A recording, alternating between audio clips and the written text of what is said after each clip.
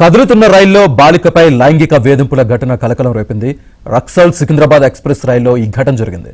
ఒడిశాకు చెందిన ఓ బాలిక వాష్రూమ్ కు వెళ్లిన సమయంలో అడ్డుకున్న దుండగుడు వీడియోలు తీసి లైంగికంగా వేధించాడు. దీనిపై బాలిక తండ్రి సికింద్రాబాద్ రైల్వే పోలీసులకు ఫిర్యాదు చేశారు. పోక్సో చట్టం కింద కేసు నమోదు చేసిన రైల్వే పోలీసులు నిందితుడిని అదుపులోకి తీసుకున్నారు.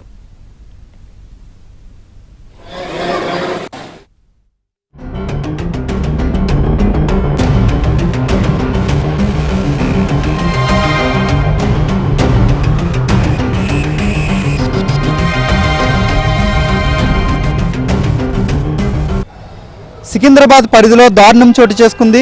ఎంఎంటీఎస్ ట్రైన్లో యువతిపై లైంగిక దాడి ఘటన మరవక ముందే మరో దారుణమైన ఘటన చోటు చేసుకుంది.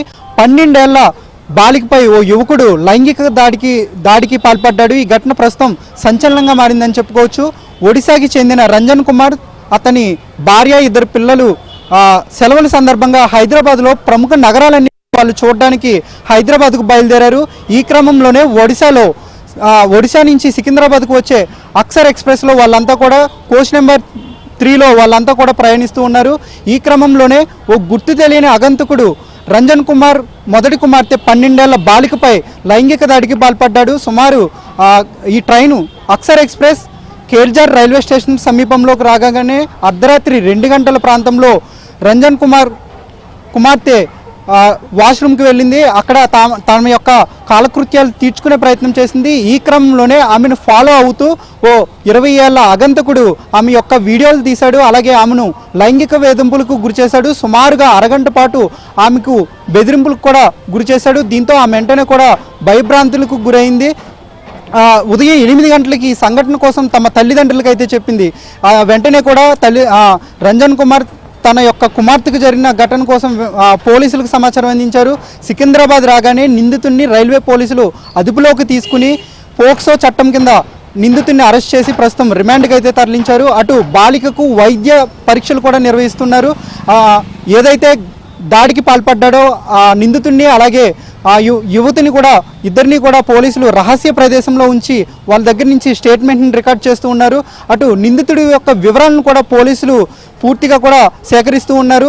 హైదరాబాద్ నగరంలోనే ఓ ప్రైవేట్ ఆసుపత్రిలో ఇతను పనిచేస్తున్నట్లు కూడా పోలీసులు అయితే గుర్తించారు. ప్రస్తుతం ఈ ఘటన మహారాష్ట్రంలో కేల్జార్ రైల్వే స్టేషన్ పరిధిలో చోటు చేసుకుంది కాబట్టి ఇక్కడ సికింద్రాబాద్ రైల్వే స్టేషన్లో పోలీసులు 0 FIR నమోదు చేసి ఈ కేసును అక్కడకు ట్రాన్స్ఫర్ చేశారు. అలాగే బాలిక యొక్క స్టేట్మెంట్ను కూడా పోలీసులు పూర్తిగా రికార్డ్ చేస్తూ ఉన్నారు. అటు ఈ ఘటన జరిగిన సమయంలో అక్కడ ఉన్న ఇతరులు అలాగే తల్లిదండ్రుల యొక్క స్టేట్మెంట్ను కూడా పోలీసులు రికార్డ్ చేస్తూ ఉన్నారు. ప్రస్తుతం నిందితుడిని అయితే అదుపులోకి తీసుకుని పోలీసులు విచారిస్తూ ఉన్నారు.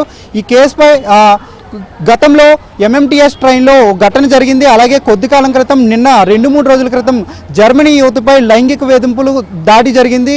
అలాగే ఆమెను అత్యాచారం ప్రయత్నించారు కొందరు వ్యక్తులు. ఈ ఘటనలు వరుస ఘటనలు జరుగుతున్న నేపథ్యంలో హైదరాబాద్ నగరం అంటేనే పర్యాటకులకు ఒక భయోందోళనగా మారిందని చెప్పుకోవచ్చు. దీనిపై పోలీసులు కూడా పూర్తిగా చాలా సీరియస్గా వ్యవహరిస్తూ ఉన్నారు. ఇలాంటి ఘటనలు జరగకుండా ఉండేందుకు అన్ని విధాలు కూడా ప్రయత్నిస్తున్నట్లు తెలుస్తుంది. ఇటు ఈ ఘటనకు సంబంధించి పోలీసులు కూడా చాలా సీరియస్గా వ్యవహరిస్తున్నారు.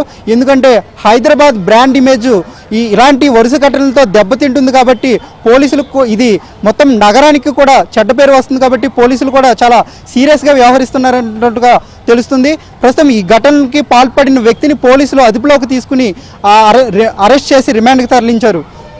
కెమెరామెన్ సంతోష్తో మణికంఠ.